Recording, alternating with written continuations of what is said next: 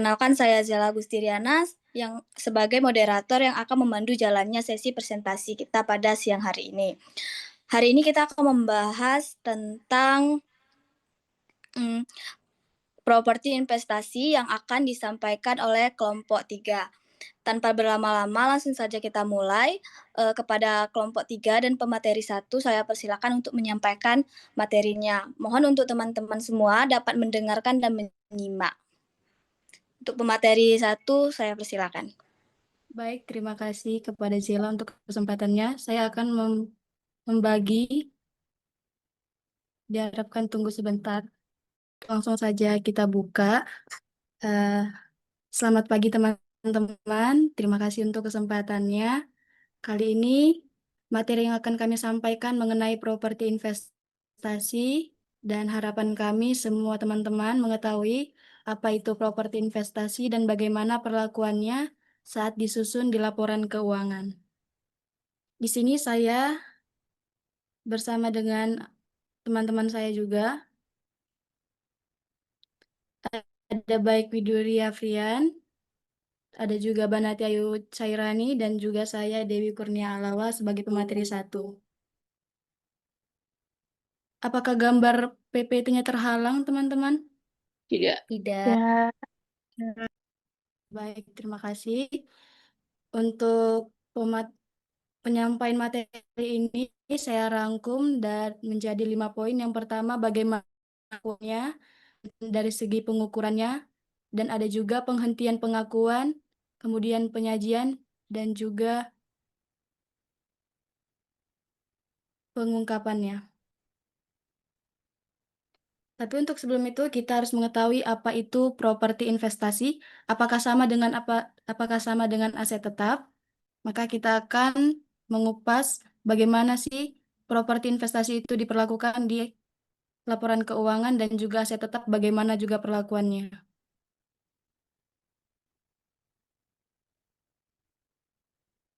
Untuk properti investasi adalah tanah atau bangunan yang dikuasai oleh pemilik atau lese yang dipergunakan untuk menghasilkan pendapatan sewa atau rental, bahkan juga kenaikan nilai atau keduanya. Saya berikan contoh. Misalnya perusahaan Yuan ingin membeli gedung apartemen, namun bukan untuk dipakai pribadi atau dengan tujuan buka kantor dengan manajemen perusahaan yang baru. Tapi tujuan Yuan untuk membeli apartemen itu untuk disewakan sehingga Yuan mendapatkan pendapatan sewa. Contoh kedua itu misalnya kenaikan nilai. Nah, bagaimana sih kenaikan nilai itu contohnya seperti apa? Nah, contohnya ini, Andre ingin beli tanah kosong di pinggir kota.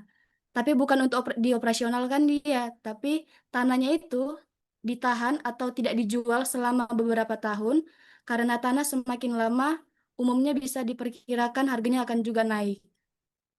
Jadi, properti investasi itu tidak digunakan untuk produksi atau penyediaan barang atau jasa untuk tujuan administratif, bahkan bukan juga untuk dijual dalam kegiatan usaha sehari-hari atau untuk pribadi. Selanjutnya, kita akan membahas tentang perbedaan properti investasi dan juga aset tetap. Kriterianya dari segi tujuan kepemilikan, kalau properti investasi itu untuk disewakan atau kenaikan nilai. Tapi kalau aset tetap untuk dipakai sendiri dalam operasional. Nah, bagaimana contohnya aset tetap itu seperti apa sih? Misalnya nih, bangunan yang mau dipakai sendiri. Contoh misalnya gedung kantor, rumah sakit, sekolah, itu disebut sebagai aset tetap karena dipakai sendiri untuk operasional. Kemudian, apakah mesin dan peralatan juga termasuk properti? Jawabannya tidak, karena digunakan untuk membantu kegiatan produksi atau administrasi, begitu juga dengan kendaraan operasional. Itu semua bukan termasuk properti investasi, tapi melainkan aset tetap. Dan kalau standarnya, kalau properti investasi itu diatur dalam PSAK 13. Kalau aset tetap, dia standarnya diatur oleh PSAK 16. Seperti bisa teman-teman lihat, contohnya itu sudah saya sebutkan tadi. Kalau properti investasi, gedung yang disewakan pemilik atau tanah yang ditunggu kenaikan nilainya. Bisa beberapa tahun ke depan. Terus kalau aset tetap, contohnya itu gedung kantor yang mau dipakai sendiri untuk kegiatan operasional. Selanjutnya kita akan membahas tentang pengakuannya. Eh, Kalau dia properti investasi diakui dengan harus memenuhi dua syarat. Yang pertama itu kemungkinan besar manfaat ekonomi di masa depan akan diperoleh perusahaan. Artinya, properti yang kita miliki akan menghasilkan keuntungan di masa yang akan datang, mulai dari pendapatan sewa atau kenaikan nilai jual di masa depan. Contohnya apa? Contohnya gedung yang akan disewakan dan menghasilkan pendapatan. Yang kedua, itu adalah biaya perolehan properti dapat diukur secara andal. Artinya, semua biaya yang kita keluarkan bisa dihitung dengan jelas dan didukung oleh bukti transaksi. Contohnya harga beli, biaya notaris, pajak pembelian, dan lain-lain bisa dihitung dengan jelas. Jika dua syarat ini terpenuhi, maka properti tersebut bisa diakui sebagai aset properti investasi dalam laporan posisi keuangan. Selanjutnya kita akan membahas pengukurannya. Pengukuran awal, pada saat pertama kali diakui, properti investasi diukur sebesar biaya perolehan. Maksud biaya perolehan itu apa? Yaitu dimulai dari harga belinya, terus pajak pembelian, biaya notaris dan legal, biaya langsung lain yang terkait dengan transaksi. Jadi semua biaya yang langsung berhubungan dengan perolehan properti yang dimasukkan ke dalam properti itu sendiri. Terus pengukuran yang keduanya itu pengukuran setelah pengakuan. Ada dua model pengakuannya. Yang pertama itu model biaya atau cost model. Dicatat sebesar biaya perolehan dikurangi akumulasi penyusutan dan penurunan nilai. Mirip seperti perlakuan aset tetap, seperti tanah yang tidak disusutkan dan juga bangunan yang tap- tanah tanah tidak disusutkan, tapi bangunan yang disusutkan. Kemudian model nilai wajar atau fair value model itu apa? Dicatat sebesar nilai wajar atau harga pasar saat tanggal laporan. Kemudian di nilai wajar tidak ada penyusutan. Kemudian selisih kenaikan atau penurunan dinilai diakui di dalam laba rugi, dalam laporan keuangan, laporan laba rugi. Selanjutnya,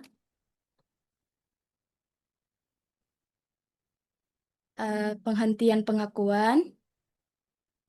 Menurut PSA ke-13,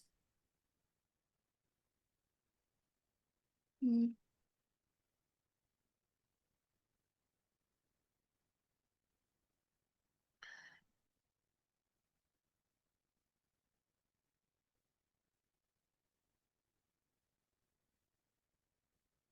oh, selanjutnya akan disampaikan oleh teman saya, pemateri 2, Rara. Waktu dan tempat dipersilakan. Baik, terima kasih. Teman-teman, di sini saya akan menjelaskan mengenai penghentian pengakuan. Menurut PSA ke-13, properti investasi dihentikan pengakuannya atau dikeluarkan dari laporan keuangan pada saat yang pertama yaitu properti tersebut dilepaskan, misalnya dijual atau dialihkan melalui sewa pembiayaan, atau properti tidak digunakan lagi secara permanen dan tidak memiliki manfaat ekonomi di masa depan. Misalnya yaitu gedung rusak berat dan tidak bisa disewakan lagi, serta tidak ada nilai jual. Artinya, jika aset sudah tidak memberikan manfaat ekonomi, maka harus dikeluarkan dari pembukuan. Kemudian, di sini saya akan menjelaskan mengenai contoh penghentian pengakuan. Yang pertama karena ingin dijual.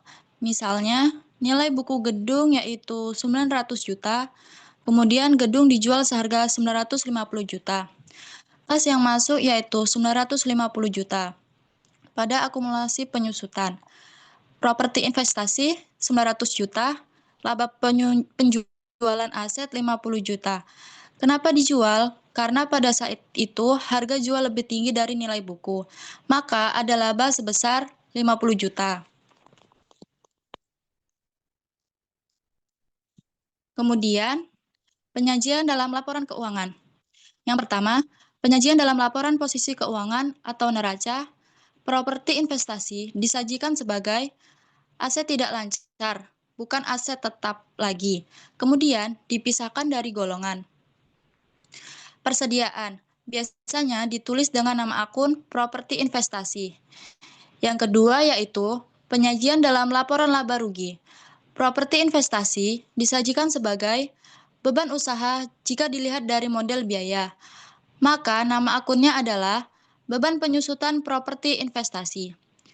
Dan jika terjadi kenaikan nilai wajar, masuk sebagai laba di laporan laba rugi. Maka nama akunnya adalah keuntungan kenaikan nilai wajar properti investasi.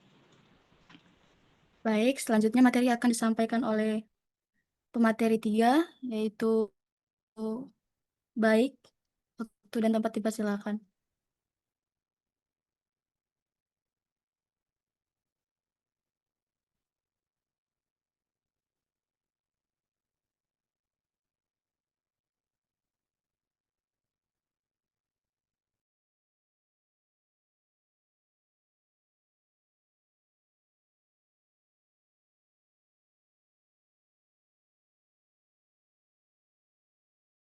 Baik,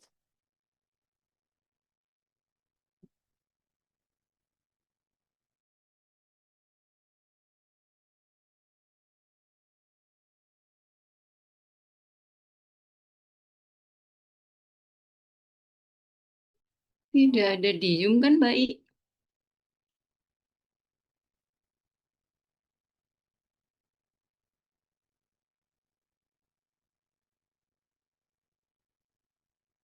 Tidak ada di hadir kan? Tidak hadir kan?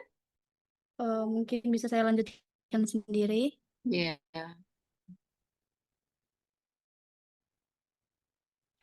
Kemudian kita akan membahas pengungkapan. Pengungkapan dilakukan dalam catatan atau CALK. Kenapa pengungkapannya dilakukan pada CALK ini? Karena di dalam CALK, laporan lebih transparan dan informatif. Tapi akan kita bahas di slide selanjutnya. Karena di dalam laporan keuangan seperti neraca dan laba rugi, hanya terdapat angka saja dan tidak menjabarkannya secara jelas. Contoh nih, di neraca hanya tertulis properti investasi sebesar 1.200.000.000 juta, tetapi tidak menjelaskan seperti model apa yang digunakan, bagaimana nilai wajarnya ditentukan, berapa penyusutannya. Tapi semua penjelasan itu hanya ada di CALK untuk transparansi dan akuntabilitas saat laporan ingin dilihat oleh investor, kreditur, ataupun auditor. Tanpa pengungkapan, angka di laporan bisa menyesatkan. Jadi semua itu harus dirangkum dalam laporan CALK. Mungkin sekian dari materi hari ini. Saya kembalikan kepada moderator. Baik, terima kasih atas pemaparan materinya. Selanjutnya kami akan membuka sesi tanya jawab bagi teman-teman yang masih belum paham tentang properti investasi. Silakan ditanyakan dengan mengangkat tangannya.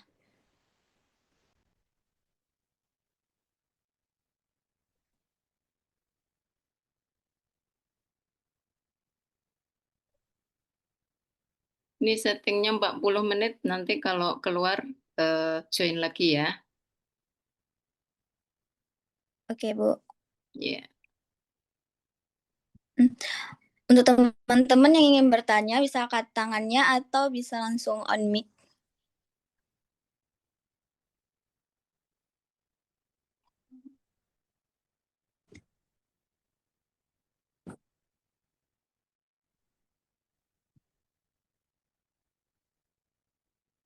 Mungkin dari Saudara Yuan.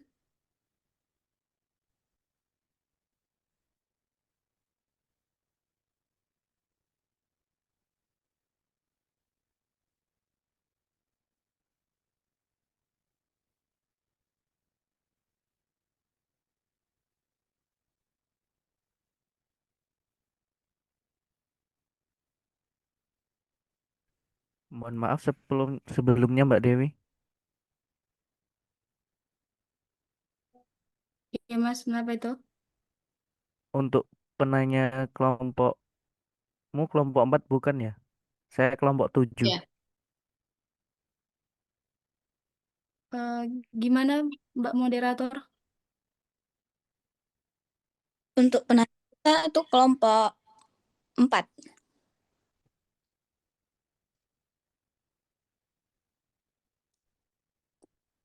Baik, pada kelompok 4, persilakan untuk bertanya.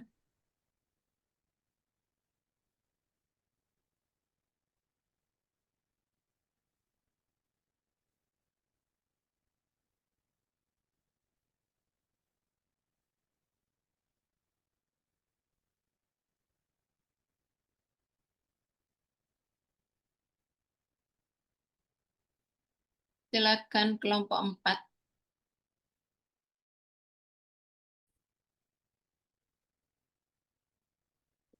Izin bertanya. Perkenalkan, nama saya Miranti dari kelompok 4. Izin bertanya, Kak.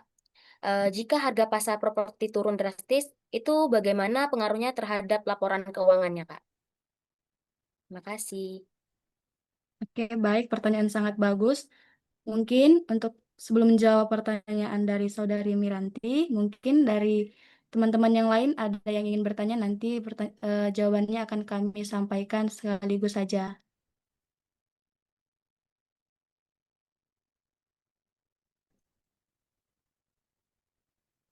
Baik teman-teman dari kelompok 4, apa masih ada yang ingin ditanyakan? Izin bertanya untuk kelompok 3. Baik, Terima kasih untuk presentasi dan materinya. Mungkin saya ingin bertanya, bagaimana perlakuan akuntansi jika suatu properti sebagian disewakan dan sebagian lagi digunakan sendiri?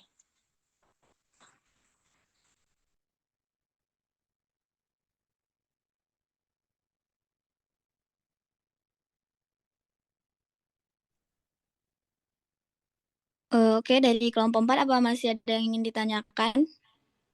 Izin saya mau bertanya. Perkenalkan, nama saya Isdahlia. Saya ingin bertanya kepada kelompok 3.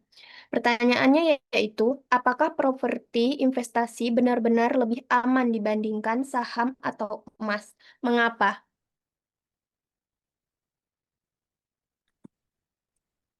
Oke, pertanyaannya sudah cukup atau masih ada lagi? Dari kelompok 4? Dari kelompok 4 sudah cukup, Mbak. Oke, terima kasih. Untuk materi, untuk penanya berikan kami waktu untuk mencari jawaban sebentar. Untuk pemateri, jika sudah menemukan jawaban, bisa langsung jawab. baik, terima kasih. Mungkin untuk pertanyaan pertama akan saya jawab.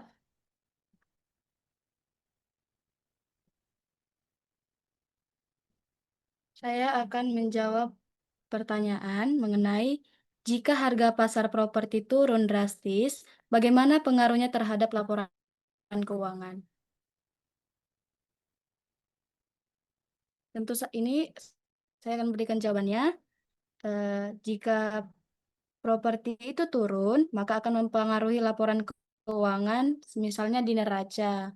Nah, di neraca dia akan mengurangi aset kita, sehingga aset terus kalau di laporan laba rugi, perusahaan mungkin harus mengakui kerugian penurunan nilai properti, sehingga laba perusahaan akan menurun.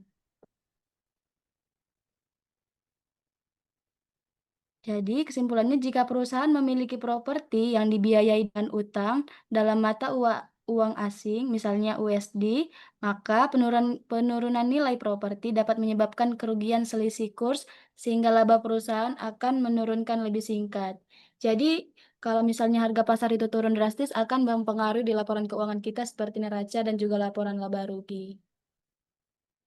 Mungkin itu saja yang bisa saya jawab. Apakah dari penanya tadi cukup Cukup, jelas? Kak. Terima. Baik. Kemudian untuk pertanyaan yang kedua akan dijawab oleh pemateri 2 oleh Mbak Nati Ayu. Waktu dan tempat saya persilahkan. Baik, terima kasih atas pertanyaannya. Di sini pertanyaannya adalah bagaimana perlakuan akuntansi jika suatu properti sebagian disewakan dan sebagian lagi digunakan sendiri? Dan untuk jawabannya, perlakuan akuntansi untuk properti campuran disewa dan dipakai sendiri adalah jika bisa dipisah secara unit atau lantai, bagian yang disewakan dicatat sebagai properti investasi dalam PSAK 13. Yang kedua, bagian yang dipakai sendiri dicatat sebagai aset tetap PSAK 16. Jika tidak bisa dipisah, lihat porsi yang paling dominan. Jika bagian yang dipakai sendiri hanya sedikit atau tidak signifikan, seluruh gedung dianggap properti investasi. Jika bagian yang dipakai sendiri cukup besar, seluruh gedung dianggap aset tetap. Dan itu untuk jawaban pertanyaan kedua. Apakah sudah jelas? Sudah, Mbak. Terima kasih.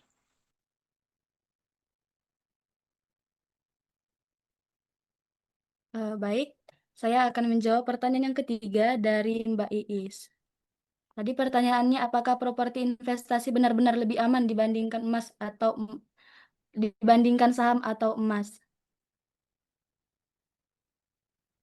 Nah, kalau menurut saya, properti investasi saham dan emas memiliki resiko dan keuntungan yang berbeda-beda. Nggak ada investasi yang benar-benar aman, karena semua investasi harus memiliki dan memang memiliki resiko. Kalau dalam segi properti investasi, memiliki resiko penurunan nilai, kemudian ada juga risiko likuiditas, dan risiko biaya perawatan. Kalau risiko di saham, saham memiliki risiko penurunan nilai, dan juga risiko likuiditas, dan juga risiko perusahaan. Kalau di emas, dia ada risikonya penurunan nilai juga, sama kayak penurunan saham. Namun ada juga kelebihan dari properti investasi, yaitu kita akan mendapat pendapatan sewa, maksudnya pendapatan dan juga nilai jangka panjang, di mana properti investasi dapat memiliki nilai jangka panjang yang stabil. Jadi kalau dibilang mana yang lebih aman, itu tergantung dari kitanya. Tuh, kita mau milih emas atau saham, sesuai keinginan hati aja, kepercayaan. Mungkin itu saja yang bisa saya sampaikan materi hari ini. Tapi sebelumnya, apakah jawabannya bisa diterima oleh Mbak Iis? Bisa, Mbak. Terima kasih. Ya, terima kasih juga Mbak Iis. Mungkin itu yang bisa saya jawab dari pertanyaan-pertanyaan teman-teman. Mungkin saya kembalikan kepada